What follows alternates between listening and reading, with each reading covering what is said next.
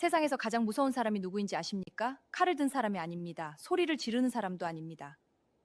가장 무서운 사람은 조용히 웃으면서 당신 곁에 앉아 있는 사람입니다. 오늘 이야기의 주인공은 22살 여자입니다. 유방암을 앓고 있었습니다. 머리카락이 빠졌고 항암 부작용으로 매일 토했습니다. 그런 그녀 곁에서 남편은 죽도 끓이고 약을 챙기고 새벽 응급실을 함께 달렸습니다. 주변 사람들은 입을 모아 말했습니다. 저 남편 진짜 천사 같다. 그런데 그 천사가 아내의 보험금을 계산하고 있었습니다. 그 천사가 아내의 약을 조금씩 줄이고 있었습니다. 그 천사가 아내가 죽기만을 기다리고 있었습니다. 그리고 그 사실을 알게 된 아내는 무너지지 않았습니다. 소리치지도 않았습니다. 그냥 웃었습니다. 알겠어. 끝까지 해봐. 6개월 동안 암 환자가 남편을 함정에 빠뜨리는 작전을 짰습니다. 이것은 그 6개월의 이야기입니다. 그녀의 이름은 박순이었습니다. 1972년생 경기도 수원 외곽의 작은 빌라에서 남편 최연수와 살고 있었습니다. 결혼한 지 24년째였습니다. 자식은 없었습니다. 일찍 유산을 2번 겪고 나서 둘은 조용히 그 이야기를 입 밖에 꺼내지 않기로 했습니다. 대신 둘이서만의 생활에 익숙해졌습니다. 아침 식탁을 차리는 순이, 넥타이를 매며 거울 앞에 서는 현수. 그 풍경이 24년째 반복됐습니다. 순이에게 암 판정이 내려진 건 3년 전이었습니다. 유방암 2기. 진단서를 받아들던 날 손이 떨렸습니다. 종이 한 장이 이렇게 무거울 수 있다는 걸 그날 처음 알았습니다. 의사는 차분한 목소리로 치료 계획을 설명했지만 순이 귀에는 아무것도 들어오지 않았습니다. 창밖으로 보이는 병원 정원의 나무들만 눈에 들어왔습니다. 저 나무들은 내년에도 저 자리에 있겠지. 나는? 그날 저녁 남편 현수는 그 소식을 듣고 한참을 울었습니다. 우리 같이 이겨내자. 무슨 일이 있어도 내가 옆에 있을게. 그 말이 순이 가슴에 박혔습니다. 수술은 2달 뒤에 이루어졌습니다. 현수는 유급휴가까지 내고 병원에 함께 있었습니다. 수술실 앞에서 5시간을 기다리며 회복실에서 눈을 뜬 순이가 처음 본 얼굴이 현수였습니다. 눈이 퉁퉁 부어 있었습니다. 울었던 게 분명했습니다. 그 얼굴을 보며 순이는 생각했습니다. 이 사람 덕분에 살아야겠다. 항암 치료가 시작되면서 몸이 부서지듯 아팠습니다. 머리카락이 한 움큼씩 빠질 때마다 화장실 바닥에 주저앉았습니다. 거울 속에 비친 자신이 낯설었습니다. 뼈만 남은 것 같은 얼굴, 핏기 없는 입술, 축 처진 어깨. 이게 나인가 싶었습니다. 현수는 그런 순이 곁에 있었습니다. 새벽 2시에 급격히 나빠진 순이를 업고 응급실에 달려간 것도 현수였습니다. 구토가 심해 아무것도 먹지 못하는 순이를 위해 죽 종류를 10가지 넘게 연습한 것도 현수였습니다. 병원 주치의 이름, 약 복용 시간, 다음 항암 스케줄을 순이보다 더 꿰뚫고 있는 것도 현수였습니다. 친척들이 병문안을 올 때마다 말했습니다. 현수 씨, 정말 대단해요. 요즘 세상에 저런 남편이 어딨어. 순이 씨, 당신은 전생에 나라를 구했나 봐.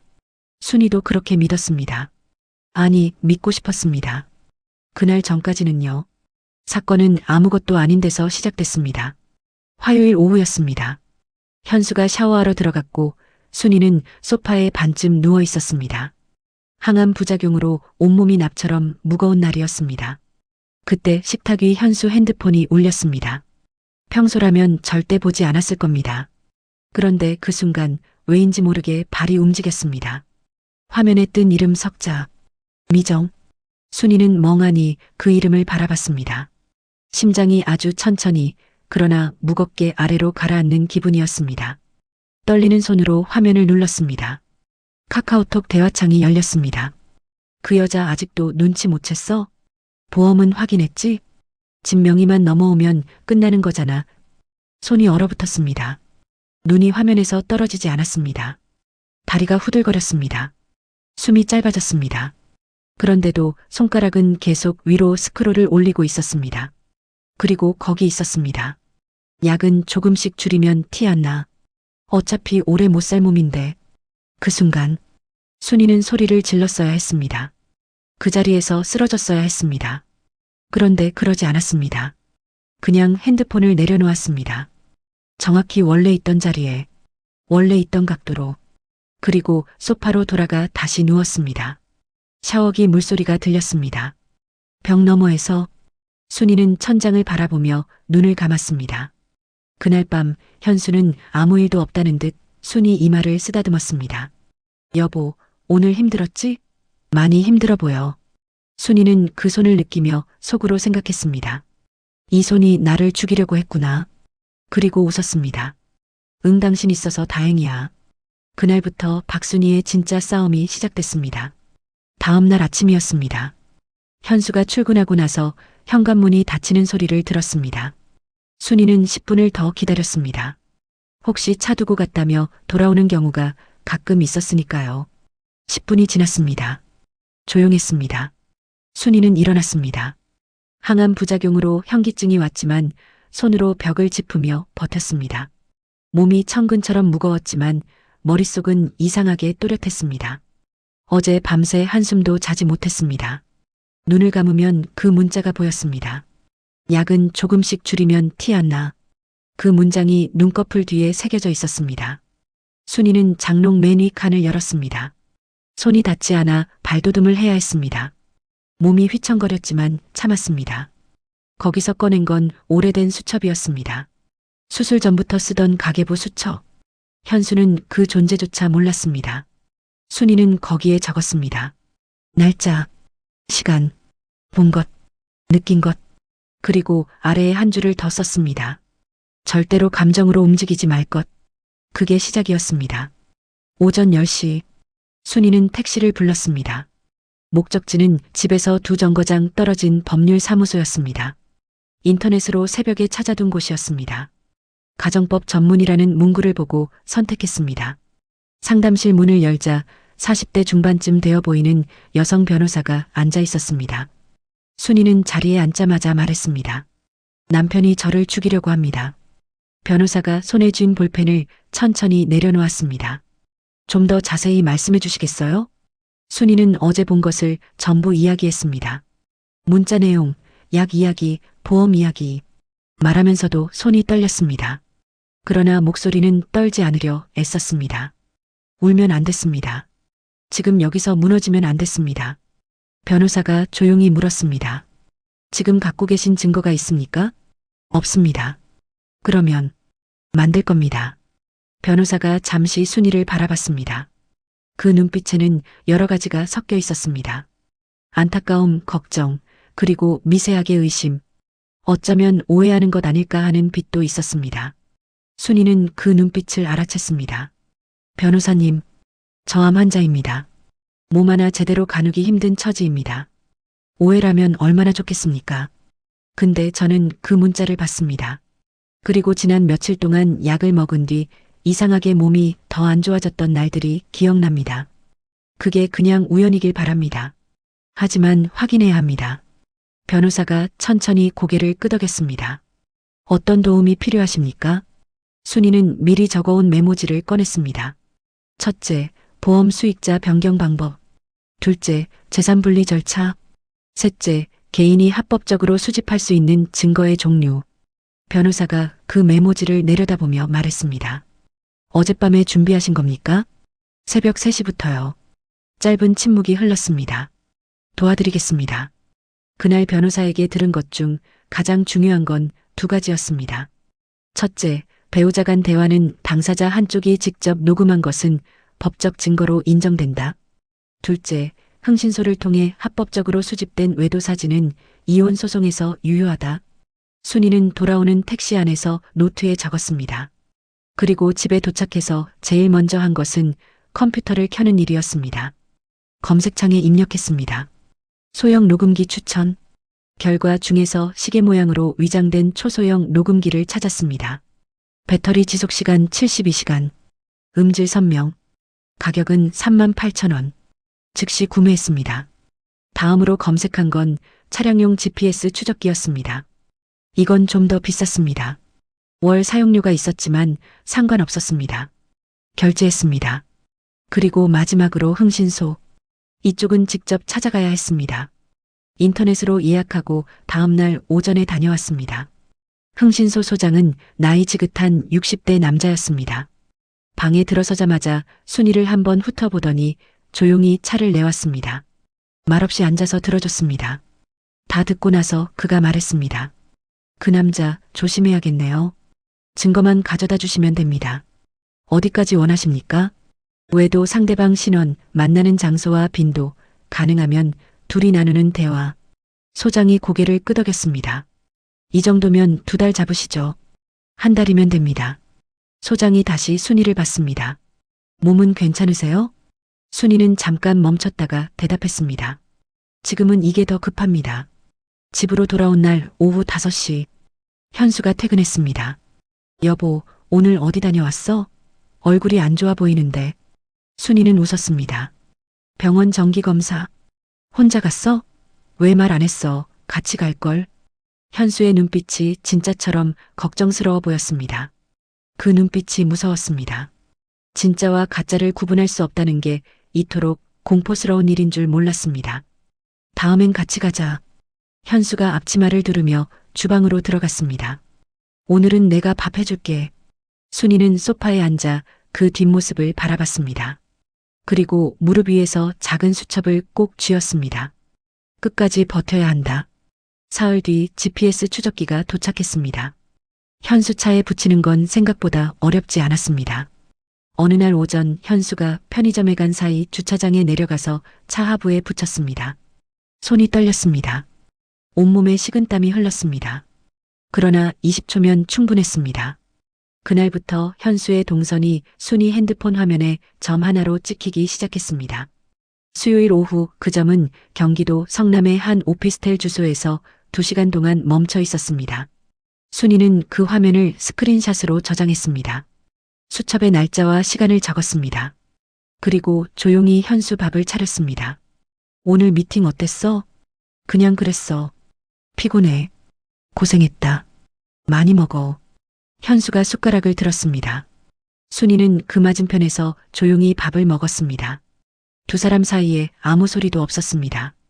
그 침묵 속에서 순이는 생각했습니다. 나는 반드시 살아남는다. 그리고 반드시 끝낸다. 흥신소에서 연락이 온 건 3주가 지난 목요일 오전이었습니다. 현수가 출근하고 나서 1시간쯤 뒤였습니다. 사진 나왔습니다. 직접 오실 수 있으십니까? 순이는 택시를 탔습니다. 흥신소 문을 열고 들어가자 소장이 봉투 하나를 내밀었습니다. 보시기 전에 마음 단단히 잡으세요. 순이는 봉투를 받아들었습니다. 손이 떨렸습니다. 몇 초 동안 그 봉투를 내려다봤습니다. 열면 안 되는 문을 여는 기분이었습니다.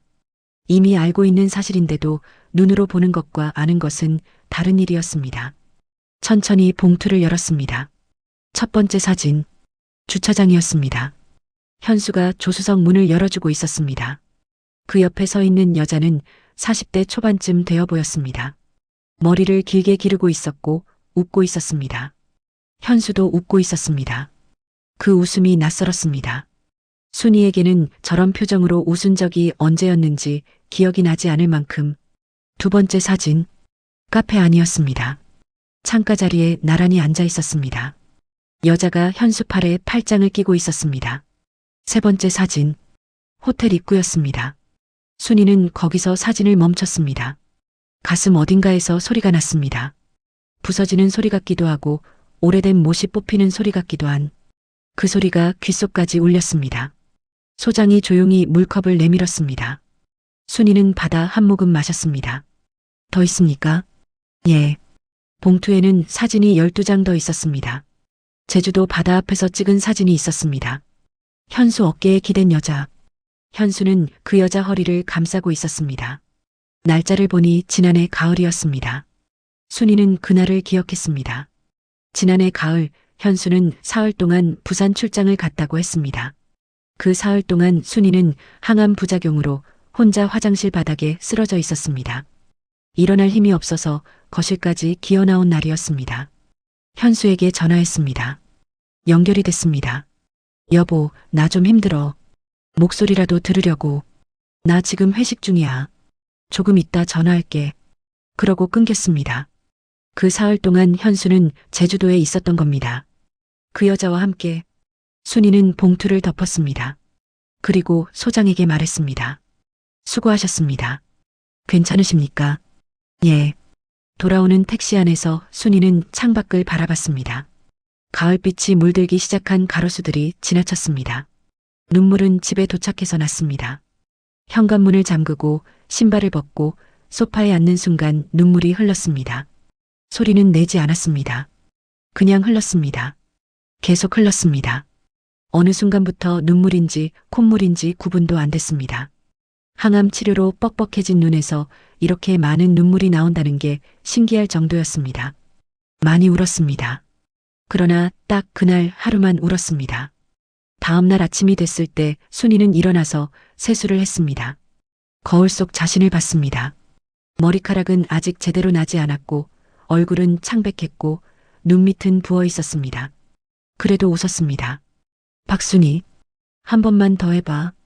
그리고 주방으로 나가 현수 아침 밥을 차렸습니다. 그날부터 순이는 두 가지를 동시에 했습니다. 낮에는 증거를 모았고 밤에는 정상적인 아내를 연기했습니다. 그 무렵 녹음기도 도착했습니다. 시계처럼 생긴 작은 기기였습니다. 순이는 그것을 침대 옆 협탁 위에 두었습니다. 충전하는 척. 그러나 항상 녹음 상태로. 현수는 눈치채지 못했습니다. 그런데 며칠 뒤 생각지도 못한 일이 벌어졌습니다. 그날 밤 현수가 베란다로 나갔습니다. 전화를 받은 것 같았습니다. 순이는 자는 척 누워 있었습니다. 베란다 문이 완전히 닫히지 않았습니다.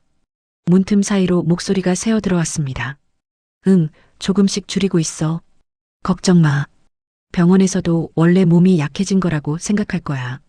항암 부작용이랑 구분이 안 되니까. 순이는 이불을 꽉 쥐었습니다. 얼마나 걸리겠냐고? 글쎄, 빠르면 2~3달. 여기서 버티고 있으면 돼. 집도 이미 내 명의잖아. 통화는 2분도 안 됐습니다. 현수가 베란다에서 돌아와 조용히 침대에 누웠습니다. 아직 안 자? 응, 잠이 좀 안 와서. 많이 힘들지? 내가 옆에 있잖아. 순이는 그 말을 들으며 눈을 감았습니다. 녹음기는 켜져 있었습니다. 협탁 위에서 그 모든 것을 담고 있었습니다. 순이는 다음날 변호사에게 연락했습니다. 베란다 통화 녹음됐습니다. 변호사 목소리에서 짧은 침묵이 흘렀습니다.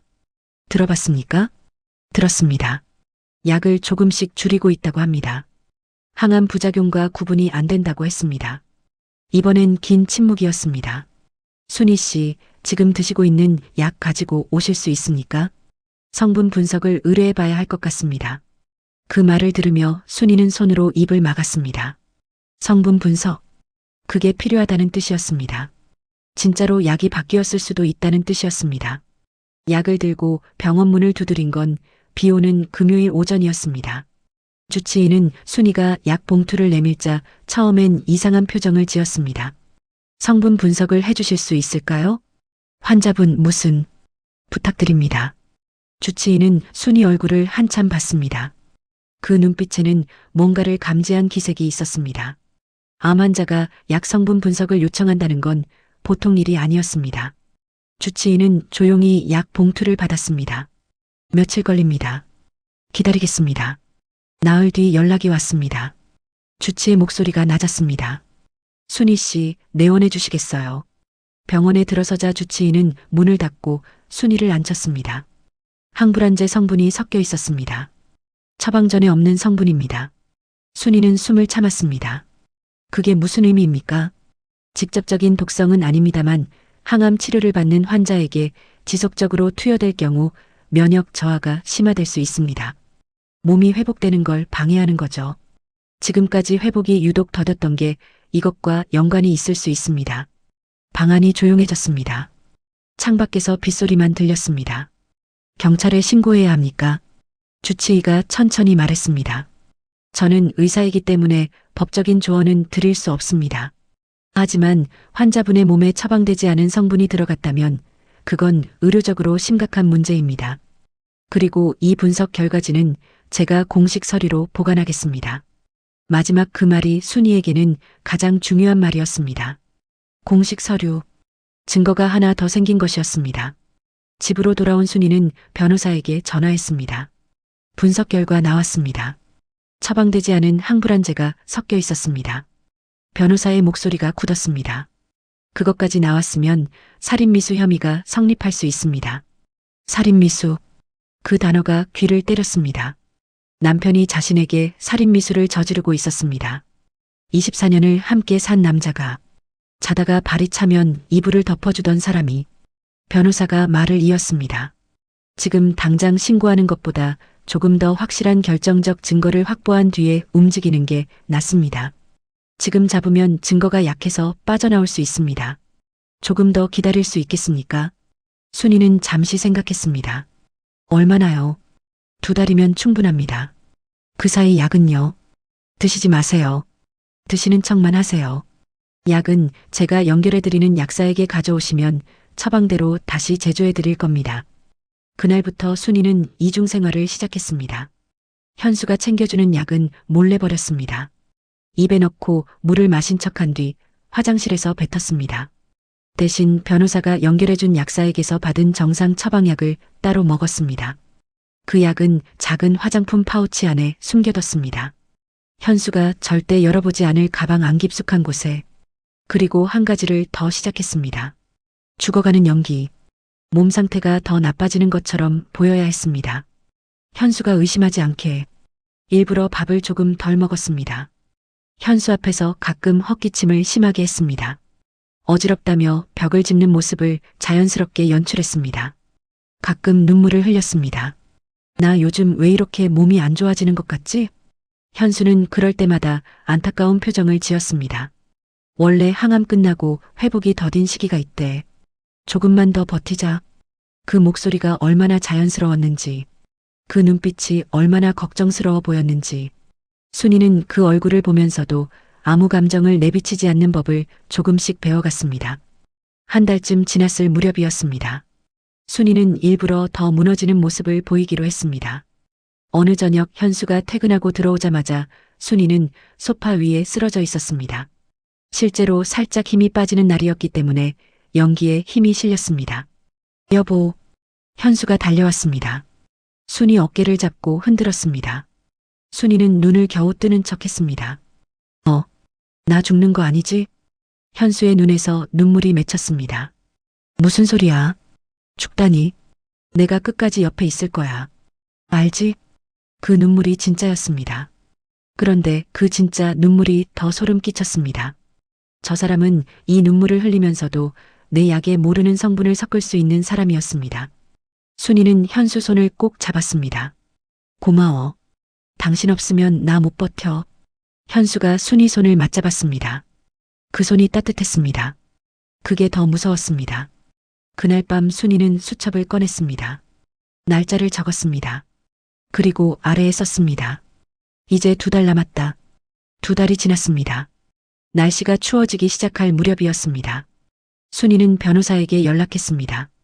이제 움직여도 될 것 같습니다. 변호사가 잠시 말이 없었습니다. 마음이 정해지셨습니까? 처음부터 정해져 있었습니다. 변호사가 말했습니다. 그러면 이렇게 합시다.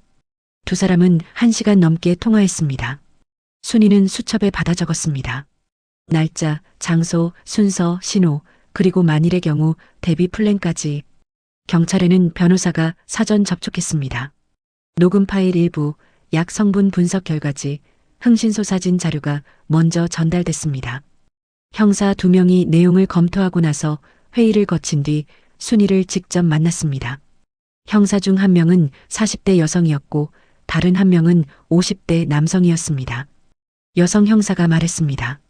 직접 현장에서 결정적인 발언을 유도하실 수 있겠습니까? 순이는 고개를 끄덕였습니다.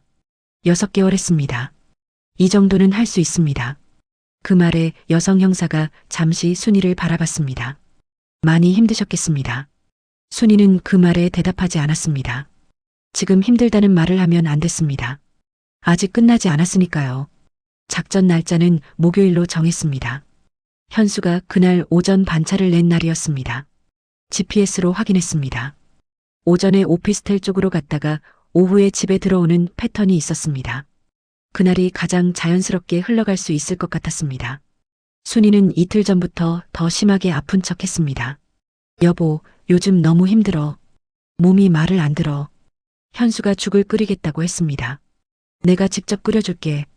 뭐가 먹고 싶어? 그냥 당신이 만들어주는 거면 다 좋아. 현수가 주방으로 들어갔습니다.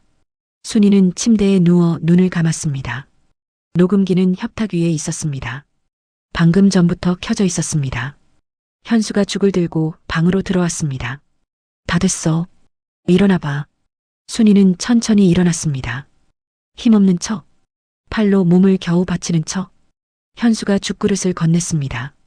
순이는 숟가락을 들었습니다. 그리고 말했습니다. 당신 없으면 나 못 살아. 현수가 잠시 순이를 봤습니다. 그 눈빛에 무언가 스쳤습니다. 아주 짧게, 그러나 분명하게. 순이는 그것을 봤습니다. 죽을 조금 먹는 척 하다가 숟가락을 내려놓았습니다. 어지러워. 그리고 몸을 옆으로 기울이는 연기를 했습니다. 현수가 순이를 붙잡았습니다. 여보. 순이는 눈을 반쯤 감은 채로 있었습니다. 그 순간이었습니다. 현수가 순이 귀에 바짝 얼굴을 가져갔습니다. 그리고 아주 낮게, 아주 조용하게 속삭였습니다. 조금만 참아. 이제 끝나. 순이는 그 말을 들었습니다. 전신에 전기가 흐르는 것 같았습니다. 그러나 6개월의 연습이 있었습니다. 숨을 한번 들이켰습니다. 그리고 눈을 뜨며 말했습니다. 응, 내 인생이.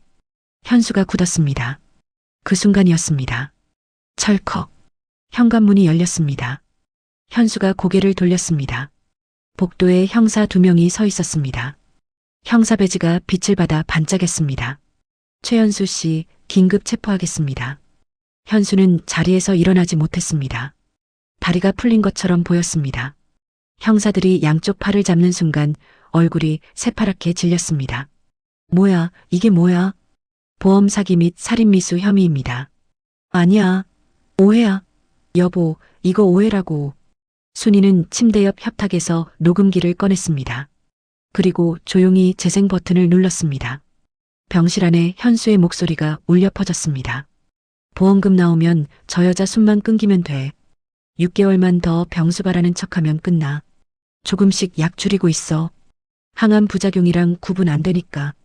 현수 다리가 완전히 풀렸습니다. 형사들에게 붙잡힌 채 그 자리에 주저앉았습니다. 순이는 그 모습을 바라봤습니다. 그리고 처음으로 6개월 만에 처음으로 진심으로 웃었습니다. 조용히 그러나 분명하게. 당신 끝났어.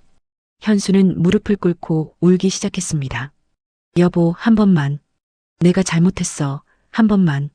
순이는 그 앞을 그냥 지나쳤습니다. 돌아보지 않았습니다. 형사가 현수를 일으켜 세웠습니다. 수갑이 채워졌습니다. 현관 밖으로 끌려나가는 동안 현수는 계속 순이의 이름을 불렀습니다. 순이야. 박순이. 그 소리가 복도에서 점점 멀어졌습니다. 순이는 거실 창가에 서서 바깥을 바라봤습니다. 11월의 하늘이 파랬습니다. 오랫동안 보지 못했던 파란 하늘이었습니다. 그날 오후 내연녀 미정도 소환됐습니다. 조사 결과 그녀는 현수의 계획을 알고 있었고 보험금을 수령한 뒤 함께 해외로 떠날 계획이었던 것이 드러났습니다. 문자 기록, 통화 기록, 그리고 둘이 함께 검색한 해외 이주 관련 기록까지 나왔습니다. 둘은 공범이었습니다. 사건은 빠르게 진행됐습니다. 살인미수, 보험 사기 공모, 불법 약물 투여. 혐의는 쌓여갔습니다.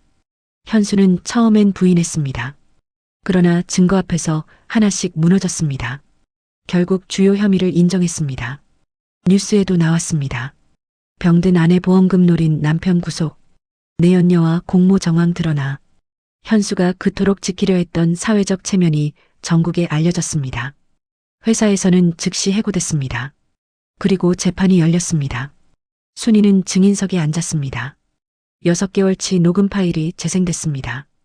약 성분 분석 결과가 증거로 제출됐습니다. 흥신소 사진이 스크린에 올라왔습니다. 현수는 피고석에서 고개를 숙이고 있었습니다. 순이는 그 옆모습을 바라봤습니다. 딱 한 번 바라봤습니다. 그리고 시선을 거뒀습니다. 선고 날이었습니다. 판사가 읽어내려가는 판결문을 들으며 순이는 손을 가지런히 모으고 앉아 있었습니다. 징역 7년, 살인미수 및 보험사기 공모 혐의. 현수가 고개를 들었습니다. 그 눈이 순이를 향했습니다. 순이는 그 눈을 받지 않았습니다. 법정을 나오면서 변호사가 말했습니다. 수고하셨습니다. 순이는 고개를 끄덕였습니다. 그날 저녁 순이는 혼자 집에 앉아 있었습니다. 24년을 함께 산 집이었습니다. 소파에 앉아 창밖을 바라봤습니다. 길 건너 편의점 불빛이 반짝였습니다. 아주 오랫동안 거기 앉아 있었습니다. 아무 생각도 하지 않으려 했습니다. 그런데 이상하게도 처음으로 몸이 가벼웠습니다. 암 치료 때문이 아니었습니다. 6개월 동안 짊어진 무언가가 그날 비로소 내려진 것 같았습니다. 순이는 창문을 열었습니다. 11월 밤바람이 들어왔습니다. 차가웠지만 싫지 않았습니다. 그 바람을 맞으며 조용히 생각했습니다.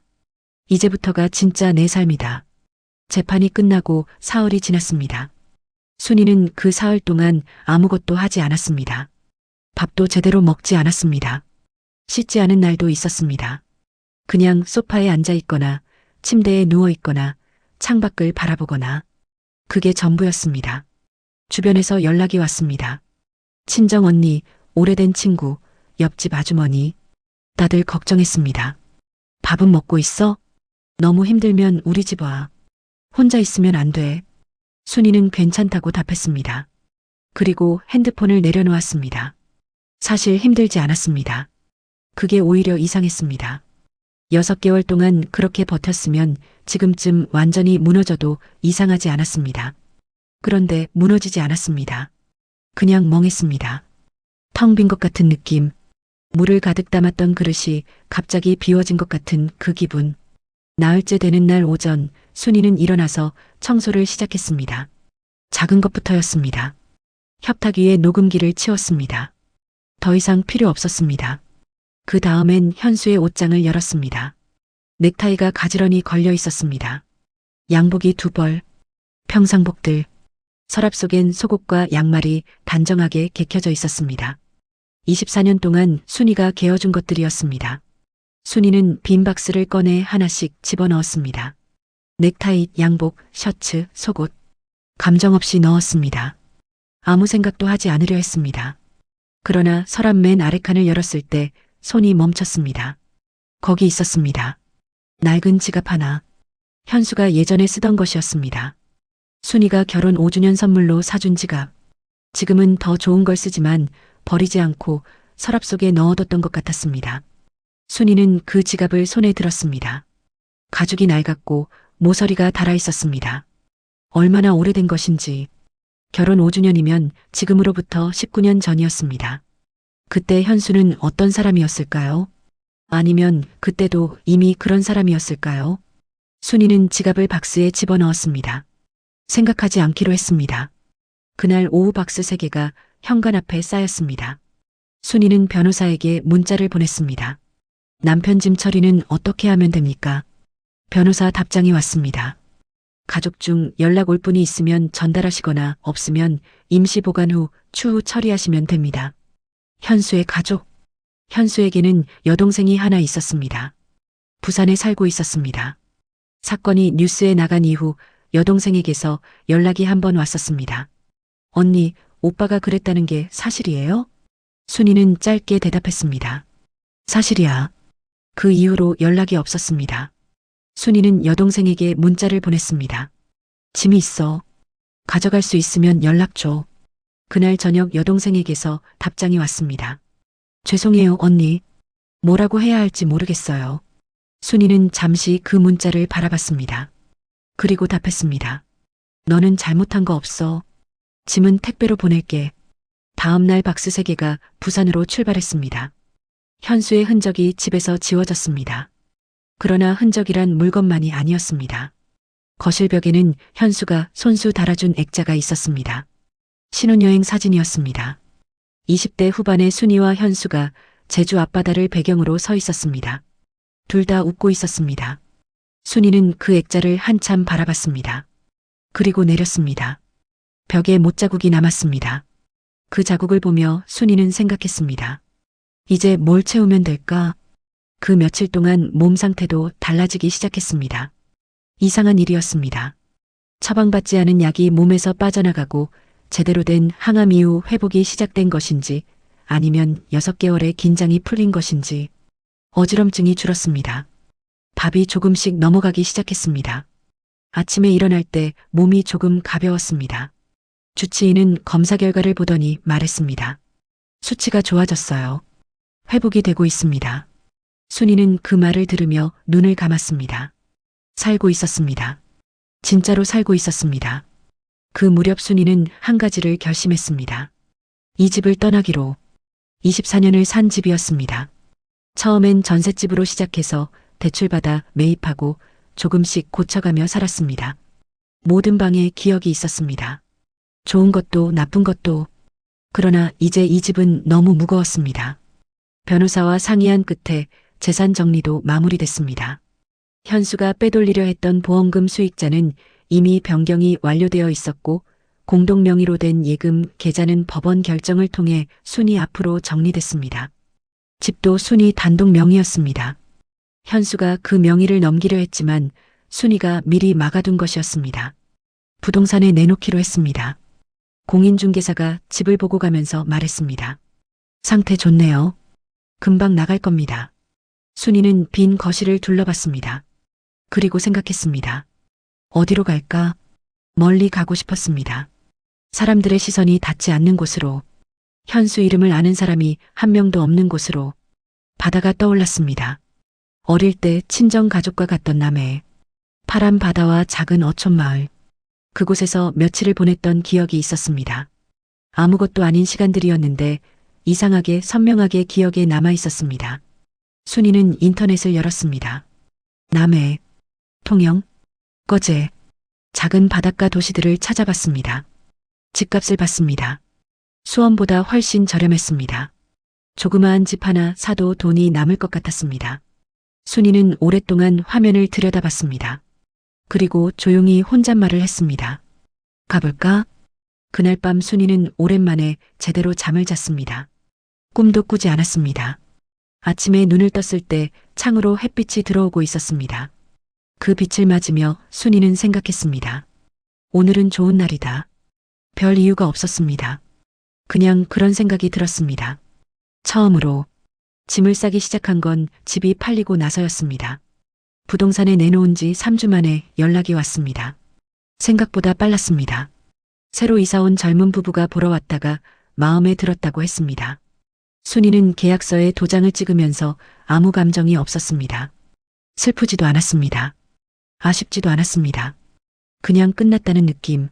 이사 날짜는 한 달 뒤로 잡았습니다.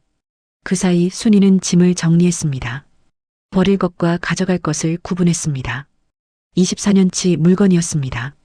생각보다 많았습니다. 주방도구, 책, 오래된 가전, 안 입는 옷들. 하나씩 들여다보며 결정했습니다. 이건 가져가고, 이건 버리고, 이건 기부하고. 그러다 장롱 맨 아래 칸에서 박스 하나가 나왔습니다. 뚜껑 위에 먼지가 쌓여 있었습니다. 오래된 것이었습니다. 뚜껑을 열었습니다. 앨범이 있었습니다. 두꺼운 천소재 표지에 금색 글씨로 메모리즈라고 적혀 있었습니다. 결혼 전부터 쓰던 것이었습니다.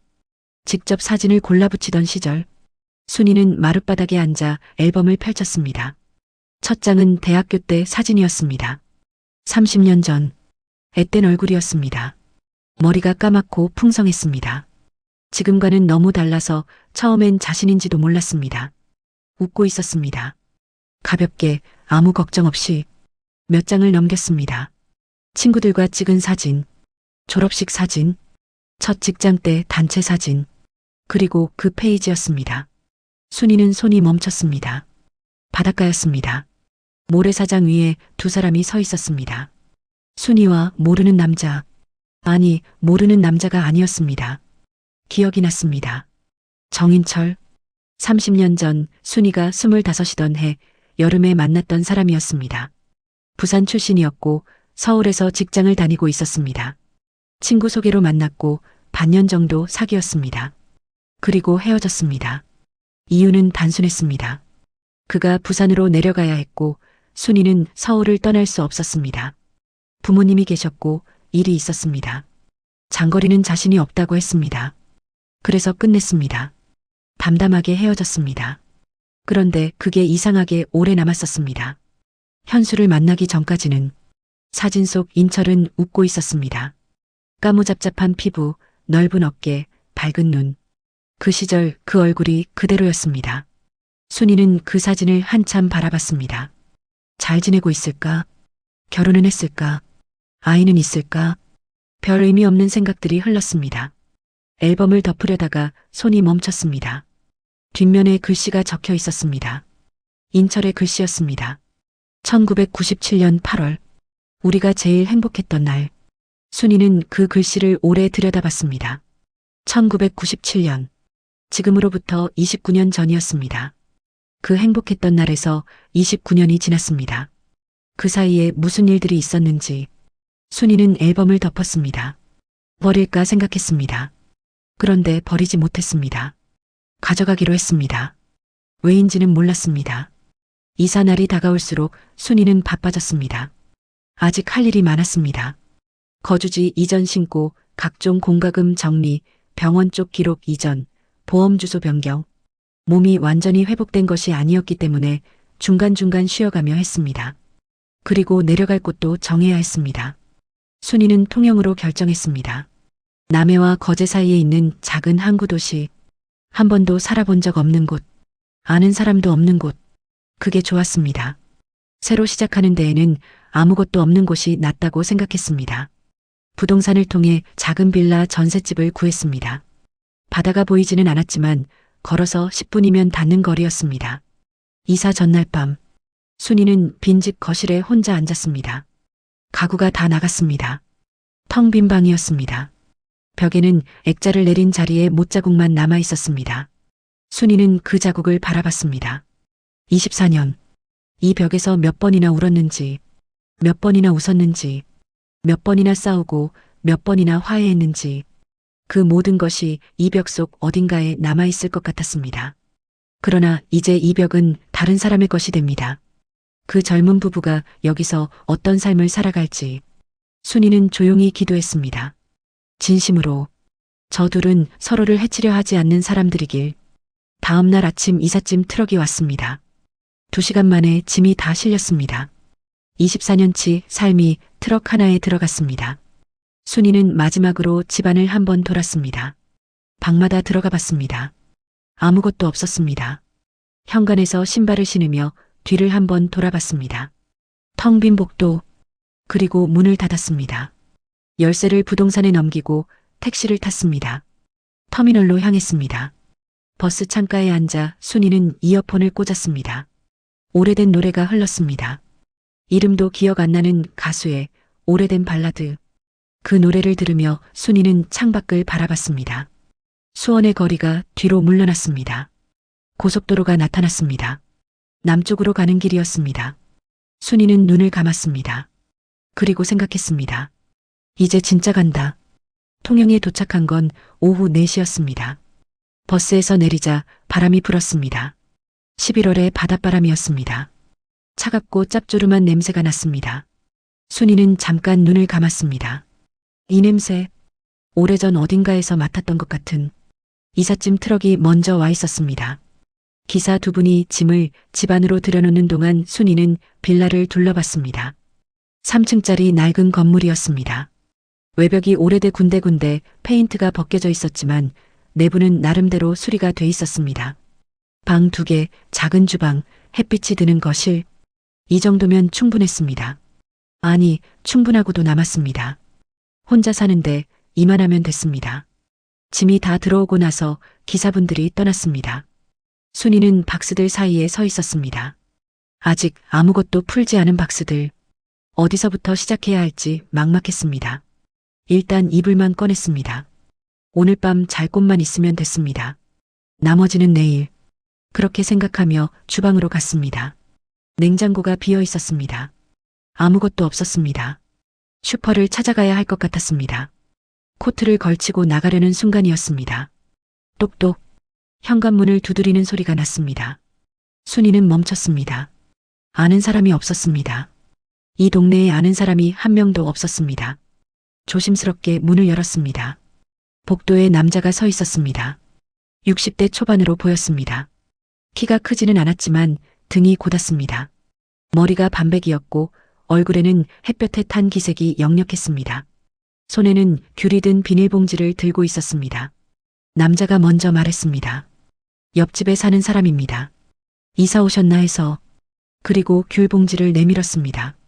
우리 집 텃밭에서 딴 겁니다. 많지 않지만. 순이는 귤 봉지를 받으면서 그 얼굴을 봤습니다. 그 순간 숨이 멎었습니다. 눈이 마주쳤습니다. 남자도 잠시 굳었습니다. 침묵이 흘렀습니다. 까무잡잡한 피부, 넓은 어깨, 그 눈빛. 순이는 그 눈빛을 알고 있었습니다. 29년 전에 봤던 눈빛이었습니다.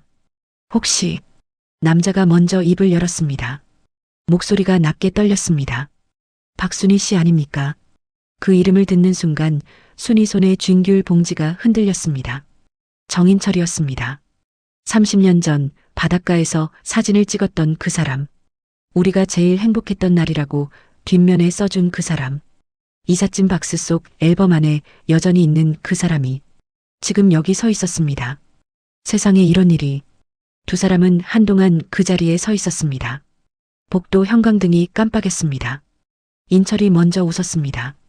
세상 참 좁네요. 순이도 웃었습니다. 웃는 것 말고는 달리 할 수 있는 게 없었습니다. 어떻게 여기에? 저야 원래 부산 사람이었으니 내려온 거고 통영에 자리 잡은 지는 한 10년 됐습니다. 10년이나요? 그쪽은요? 수원 사람이었잖아요. 순이는 잠깐 멈췄습니다. 그쪽 다 알고 계시네요. 인철이 눈을 마주쳤습니다. 그 정도는 기억하죠. 짧은 침묵이 흘렀습니다. 인철이 먼저 말했습니다. 저녁은 드셨습니까? 이삿날 첫 끼는 챙겨야 하는데. 아직요. 슈퍼 찾아가려던 참이었습니다. 근처에 괜찮은 국밥집이 있어요. 멀지 않습니다. 순이는 잠깐 망설였습니다. 낯선 곳에서 낯선 사람과, 아니, 낯선 듯 낯설지 않은 사람과 밥을 먹는다는 게 어색했습니다. 그러나 배가 고팠습니다. 그리고 솔직히 말하면 혼자 빈집에 있는 게 조금 무서웠습니다. 그러겠습니다. 걸어서 5분 거리의 국밥집이었습니다. 작고 오래된 가게였습니다. 할머니가 혼자 운영하는 것 같았습니다. 메뉴는 3가지뿐이었습니다. 둘은 마주 앉았습니다. 처음엔 어색했습니다. 30년 만이었습니다. 그 사이에 각자 무슨 일이 있었는지, 어디서부터 이야기를 시작해야 할지. 인철이 먼저 물었습니다. 건강은 괜찮습니까? 그 질문이 의외였습니다. 순이는 잠깐 그를 봤습니다. 어떻게 아셨어요? 인철이 조용히 말했습니다. 얼굴을 보면 압니다. 아팠던 사람 얼굴이 있어요. 순이는 잠시 침묵했습니다. 유방암이었습니다. 지금은 회복 중입니다. 인철이 고개를 끄덕였습니다. 잘 이겨내셨군요. 그 말이 짧았지만 진심이 담겨 있었습니다. 대단하다거나 고생했겠다거나 힘들었겠다는 말 없이 그냥 잘 이겨내셨다는 한마디. 순이는 그 말이 좋았습니다. 국밥이 나왔습니다. 뜨거운 김이 올라왔습니다. 숟가락을 들었습니다. 따뜻했습니다. 몸속으로 온기가 퍼졌습니다. 맛있네요. 여기 10년 단골입니다. 통영 오시면 여기부터 드셔야 해요. 그 말이 웃겼습니다. 순이는 오랜만에 배를 잡지 않고 소리내어 웃었습니다. 조금 이상했습니다. 이 사람 앞에서는 긴장이 풀렸습니다. 처음 온 도시에서, 처음 앉은 가게에서 30년 만에 만난 사람과 식사가 끝나고 나서 인철이 계산을 했습니다. 순이가 말렸습니다. 제가 내겠습니다. 이사 첫날이잖아요. 그냥 두세요. 집으로 돌아오는 길에 두 사람은 나란히 걸었습니다. 11월 밤바람이 불었습니다. 순이가 물었습니다. 혼자 사세요? 네. 이혼했습니다. 10년 전에. 아이는요? 아들 하나. 서울에 살아요. 잘 지내고 있습니다. 다행이네요. 그쪽은요? 순이는 잠깐 멈췄습니다. 걸음을 멈춘 게 아니라 말이 멈췄습니다. 그리고 짧게 말했습니다. 저도 혼자입니다. 인철은 더 묻지 않았습니다. 빌라 앞에서 두 사람은 멈췄습니다. 인철이 말했습니다. 불편한 거 있으면 말씀하세요. 옆집이니까. 감사합니다. 귤 맛있게 드세요. 그리고 자기 집 문을 열고 들어갔습니다. 순이는 그 닫힌 문을 한순간 바라봤습니다. 그리고 자기 집으로 들어갔습니다. 박스들 사이에 이불을 폈습니다. 누웠습니다. 천장을 바라봤습니다. 낯선 천장이었습니다. 그런데 이상하게 낯설지 않은 밤이었습니다. 순이는 눈을 감으며 생각했습니다. 세상이 이렇게 좁을 수가 있나? 그리고 이내 잠이 들었습니다. 통영에서의 첫 일주일은 정리로 가득했습니다. 박스를 하나씩 풀었습니다. 책은 창가 쪽 서랍장 위에, 주방 도구는 찬장 안에, 옷은 작은 방 옷장에 하나씩 제자리를 찾아갔습니다. 그 과정이 싫지 않았습니다. 물건들이 자리를 잡아가면서 낯선 집이 조금씩 자신의 공간처럼 느껴지기 시작했습니다. 24년 된 집을 떠나올 때 걱정했던 것과 달리 새 공간에 적응하는 건 생각보다 어렵지 않았습니다. 매일 아침 바다를 보러 걸었습니다. 걸어서 10분. 작은 항구가 있었습니다. 새벽엔 어선들이 나가고 아침엔 돌아오고 그 사이에 갈매기들이 날았습니다. 순이는 항구 옆 작은 벤치에 앉아 그 풍경을 바라봤습니다. 아무것도 하지 않아도 됐습니다. 그게 처음엔 어색했습니다. 24년 동안 항상 무언가를 해야 했습니다. 밥을 차리거나 약을 챙기거나 병원을 가거나 증거를 모으거나 몸이 쉬고 있어도 머릿속은 항상 돌아가고 있었습니다. 그런데 여기선 그냥 앉아 있어도 됐습니다. 파도 소리가 들렸습니다. 갈매기 소리가 들렸습니다. 멀리 섬이 보였습니다. 그걸로 충분했습니다. 인철을 마주친 건 사흘째 되는 날 아침이었습니다. 그도 항구 쪽으로 걷고 있었습니다. 먼저 봤는지 가볍게 손을 들었습니다. 순이도 손을 들었습니다. 나란히 걸었습니다. 딱히 말이 없었습니다. 그런데 어색하지 않았습니다. 항구 근처 작은 가게에서 커피를 한 잔 사들었습니다. 둘이서 벤치에 나란히 앉아 커피를 마셨습니다. 인철이 물었습니다. 통영은 처음이십니까? 여행으로 한번 온 적은 있어요. 오래전에. 살러 오는 건 처음이죠. 어떻습니까? 좋네요. 그 말이 순이 입에서 나오는 순간 순이 스스로 조금 놀랐습니다. 좋다. 그 말이 어색하지 않게 나왔습니다. 인철이 말했습니다. 처음엔 다들 낯설다고 해요. 그런데 한 달만 지나면 여기 말고 어디서 살겠냐고 하더라고요. 10년 살았으니 확신하시는 거겠네요. 맞습니다. 커피를 다 마시고 나서 인철은 항구 쪽으로 내려갔습니다. 순이는 벤치에 남았습니다. 그 뒷모습을 바라보다가 눈을 돌렸습니다. 바다가 반짝였습니다. 그로부터 닷새쯤 지난 날이었습니다. 아파트 복도에서 마주쳤습니다. 인철이 낚시 가방을 메고 있었습니다. 어디 가세요? 배 좀 봐야 해서요. 배가 있어요? 작은 거 하나 있습니다. 취미로 가끔 나가요. 순이는 무심코 물었습니다. 낚시요? 그냥 바다 보러 나가는 거죠. 물고기는 마음대로 안 잡히니까. 그 말이 웃겼습니다. 인철이 잠깐 망설이다가 말했습니다. 날 좋을 때 한번 같이 나가보실래요? 바다 위에서 보는 통영이 또 달라요. 순이는 그 말에 대답하지 않았습니다. 잠깐 생각했습니다. 바다 위에서 보는 통영. 그게 어떤 풍경일지 궁금하긴 했습니다. 그러나 선뜻 대답이 나오지 않았습니다. 생각해 볼게요. 인철이 고개를 끄덕이고 나갔습니다. 순이는 그날 저녁 혼자 생각했습니다. 왜 바로 대답을 못했을까? 두려운 게 아니었습니다. 이상하게 생각하는 것도 아니었습니다. 단지 오랫동안 누군가와 가까워지는 것에 익숙하지 않아진 것 같았습니다. 6개월 동안 모든 관계를 전략적으로 계산했던 탓인지 아니면 24년 동안 한 사람만 바라보다가 그게 무너진 탓인지 다음날 아침 항구에 나갔습니다. 인철이 배 앞에 쭈그리고 앉아 뭔가를 손보고 있었습니다. 순이가 다가가서 말했습니다. 같이 나가겠습니다. 인철이 고개를 들었습니다. 날씨 봐야 해요. 내일 모레쯤 좋을 것 같은데. 그때 가죠. 이틀 뒤였습니다. 아침 일찍 항구로 내려갔습니다. 바람이 없었습니다. 하늘이 맑았습니다. 인철의 배는 예상보다 작았습니다. 두 사람이 타면 딱 맞는 크기였습니다. 낡았지만 손질이 잘 된 것 같았습니다. 무섭지 않으세요? 인철이 물으며 손을 내밀었습니다. 승선을 돕는 손이었습니다. 순이는 그 손을 잡고 배에 올랐습니다. 엔진이 켜졌습니다. 배가 서서히 움직이기 시작했습니다. 항구를 벗어나자 바람이 왔습니다. 얼굴에 바닷바람이 닿았습니다. 차갑고 짭짤한 바람. 순이는 눈을 감았습니다. 그 바람이 피부에 스미는 것 같았습니다. 한참을 달렸습니다. 섬들 사이를 지났습니다. 통영항이 멀어졌습니다. 도시가 작아졌습니다. 인철이 엔진을 껐습니다. 배가 천천히 흔들렸습니다. 고요했습니다. 파도 소리만 들렸습니다. 순이는 한참 그 고요함 속에 있었습니다. 말을 하지 않았습니다. 인철도 말을 하지 않았습니다. 그냥 바다 위에 떠 있었습니다. 얼마쯤 지났을까? 인철이 말했습니다. 많이 힘드셨죠? 순이는 그 말에 대답하지 않았습니다. 대답하지 않은 게 대답이었습니다. 인철이 말을 이었습니다. 뉴스로 봤습니다. 작년 말에. 순이는 굳었습니다. 보셨어요? 예. 성남 사는 사람이 아는 사람이었는데 그 사람이 카톡으로 링크를 보내줬어요.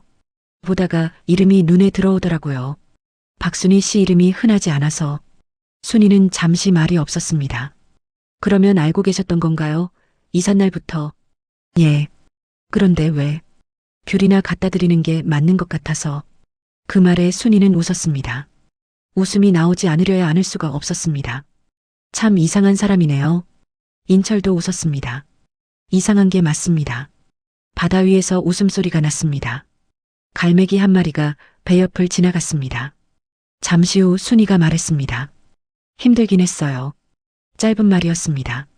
그러나 6개월 만에 처음으로 누군가에게 그 말을 했습니다.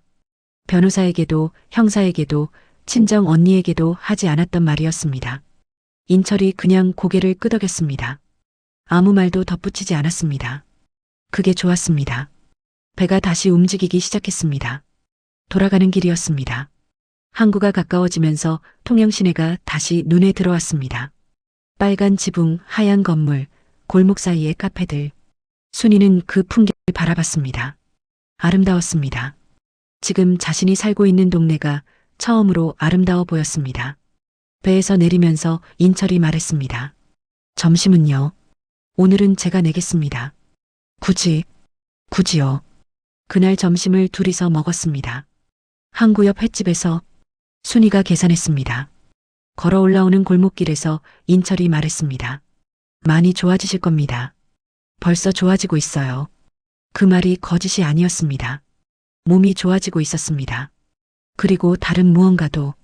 이름 붙이기는 어려웠지만 편지가 온 건 통영에 자리를 잡기 시작한 지 2달째 접어들던 무렵이었습니다. 현수 여동생에게서 전화가 먼저 왔습니다. 언니, 오빠한테 편지가 왔어요. 저한테 보냈는데 언니한테 전달해달래요. 순이는 잠깐 말이 없었습니다. 그게 무슨 내용인지 아세요? 저는 안 봤어요. 봉투가 봉인돼 있어서요. 알겠습니다. 보내주세요. 전화를 끊고 나서 한참을 창밖을 바라봤습니다. 현수의 편지, 교도소에서 보낸 편지, 어떤 내용일지 알 것 같았습니다. 미안하다는 말, 한 번만 용서해달라는 말, 아니면 지금도 오해라는 말, 어느 쪽이든 읽고 싶지 않았습니다. 그러나 열어봐야 한다는 것도 알았습니다. 봉투는 사흘 뒤 도착했습니다. 등기 우편이었습니다. 하얀 봉투 위에 순이 이름이 적혀 있었습니다. 현수의 글씨였습니다. 순이는 그 봉투를 식탁 위에 올려두었습니다. 그리고 옆에 앉아 바라봤습니다. 1시간쯤 그러고 있었습니다. 그러다 커피를 한 잔 끓였습니다. 커피 잔을 들고 다시 식탁에 앉았습니다. 커피를 다 마셨습니다. 그리고 봉투를 열었습니다. 편지지 2장이었습니다. 글씨가 흘렸습니다. 손이 떨렸는지 볼펜 자국이 고르지 않았습니다. 순이에게 이 편지를 쓰는 게 옳은 일인지 모르겠다. 아마 보기도 싫겠지. 그래도 쓴다. 나는 지금 내가 무슨 짓을 했는지 매일 생각한다. 처음엔 억울하다고만 생각했다. 근데 시간이 지날수록 그게 아니었다. 억울한 게 아니라 무서웠다. 내가 그런 생각을 했다는 게, 그 생각이 실제로 있었다는 게. 변명 같겠지만 그게 어떻게 시작됐는지는 나도 모른다. 처음엔 그냥 힘들었다. 당신이 아프고 나도 지쳐가고 그러다 미정을 만났다. 그리고 어느 순간 그 여자 말을 듣기 시작했다. 그게 잘못이었다. 핑계다. 알고 있다. 당신이 항암하면서 구토할 때 나는 옆에 있으면서도 머릿속으로 다른 계산을 했다. 그게 사실이다. 그 사실이 지금도 나를 괴롭힌다. 용서해달라는 말은 안 한다. 할 자격이 없다는 걸 안다. 다만 한 가지만, 당신이 살아있어서 다행이다. 진짜로.